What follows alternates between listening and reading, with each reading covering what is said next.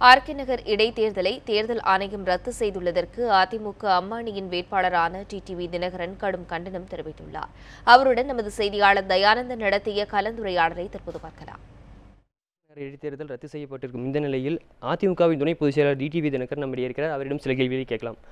Sir, அதாவது பணப்பட்டுவாடா உள்ளிட்ட பல்வேறு புகார்கள் எழுந்துள்ள நிலையில் தேர்தல் ஆணையம் இந்த இடைத்தேர்தலை ரத்து செஞ்சிருக்கு. இதை நீங்கள் எப்படி பார்க்குறீங்க சார்? இது தேர்தல் ஆணையத்தின் கையாளாகத்தனம் என்று தான் சொல்லுவேன். அத்தனை அதிகாரிகளை மாற்றிவிட்டு இராணுவத்தை எல்லாம் கொண்டாந்து இங்கே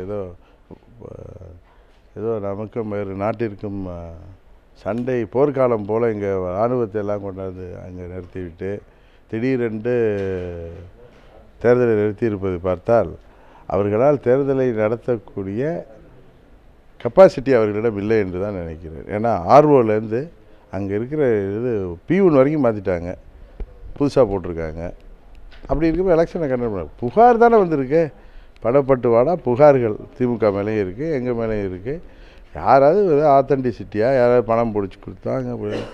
இப்போ நான் இருக்கேன், நான் தான் திரும்ப சொல்கிறேன், என்னுடைய பிஸ்னஸ் பார்ட்னர் வீட்டில் பணத்தை அவர் ஏதோ பிஸ்னஸுக்காக ட்ரா பண்ணி வச்சுருந்தா உடனே ஆர்கே நகர் கொடுக்குறது வச்சுருக்காங்க. நீங்களே அஸ்யூம் எப்படி பண்ணிக்க முடியும்? அசம்ஷன்லாம் எப்படி ஒர்க் பண்ண முடியும் ஒரு கவர்மெண்ட் ஏஜென்சி?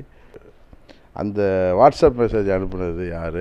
ஒன்று அது என்ன சொல்லுவாங்க, வருமான வரித்துறையா அல்லது தேர்தல் ஆணையமா? ரெண்டு பேரில் ஒருத்தர் தானே இருக்கணும். ஏன்னா தேர்தலில் நிறுத்த இதை வச்சுக்கிட்டு அவங்க இதெல்லாம் பரப்பி அங்கே சூழ்நிலை இல்லை, நேர்மையான சூழ்நிலை இல்லை, எதாவது சொல்லியிருக்காங்க. என்ன எல்லாம் நேர்மையாக யாரும் நேர்மை இல்லைங்கிறாங்க. அவங்களுக்கு தேர்தல் நடத்த பிடிக்கவில்லை என்றால் அவர்கள் நிறுத்தி விட்டார்கள் என்று தான் நடத்துதான். அது காரணம் சொல்லக்கூடாது. ஓகே சார், அதாவது 29 பக்க அறிக்கை வெளியே வந்திருக்கு அப்படின்றாங்க, ஆதாரத்தோட வெளியே வந்திருக்கு அப்படின்னு தமிழிசை அவர்களும் சொல்கிறாங்க. இந்நிலையில் இதோட நடவடிக்கை நீங்கள் எப்படி பார்க்குறீங்க? அதிகபட்சம் இன்றைக்கி ரொம்ப சந்தோஷமாக இருக்கிறதே தமிழிசை அம்மா தான். ஏன்னா அவங்க கட்சி டெபாசிட் கூட அங்கே வாங்க போகிறது இல்லை.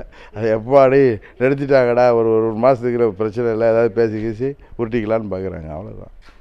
அதாவது திமுகவின் மூத்த தலைவர் துரைமுருகன் சொல்லும்போது கூட இந்த ஆட்சியை டிஸ்மிஸ் பண்ணணும், அது மட்டும் இல்லாமல் அவர்களாகவே அமைச்சரவையிலிருந்து ராஜினாமா செய்யணும் அப்படிங்கிற ஒரு கருத்தை சொல்லியிருக்காரு. இதை நீங்கள் எப்படி பார்க்குறீங்க? இதை விட ஈஸியாக ஒன்று பண்ணிடலாம். அவங்க யார் வேணுமோ அவங்கள கூட அமைச்சர்கள் ஆக்கிட்டு நாங்கள்லாம் கூட எங்கள் எம்எல்ஏக்கள் சப்போர்ட் கொடுத்தா இன்னும் சந்தோஷமாக எடுத்துக்குவாங்க. அதனால் துரைமுருகனுக்கு ஸ்டாலின் எப்படியாவது அங்கே போய் அந்த ஆளுங்கட்சி ஆகிடணுங்கிறது தானே. அதனால் எதிர்கட்சி அவங்க பல ஆண்டுகள் அமைச்சர்கள்லாம் இருந்ததுனால அந்த அதெல்லாம் சுவைத்தவர்கள். அதனால் எப்படியாவது கிடைக்காதானே அவங்க அலைஞ்சிட்டு இருக்கிறது ஏற்காதானே. இடைத்தேர்தல் ரத்த இருக்கிற இந்த நிலையில் உங்களை அடுத்த நடவடிக்கை எப்படி சார் இருக்கும்? தேர்தல் எப்போ வருங்க அது வந்தது ஒர்க் பண்ணுவோம். இப்போ ஆர்கே நகர் தொகுதி மக்களுக்கு நாங்கள் கொடுத்த வாக்குறுதிகள் எல்லாம் இப்போ தேர்தல் எதிராக நினச்சின்னு போய் சொல்ல போகிறேன். அவங்களுக்கு தெரியும். இப்போ அவங்களுக்கு நாங்கள் நிறைய வாக்குறுதிகள் கொடுத்துருக்கோம். அதெல்லாம் எதாவது செய்ய முடியுமோ அதெல்லாம் செய்ய போகிறோம்.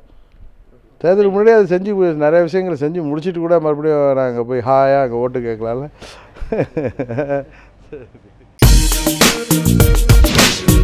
you.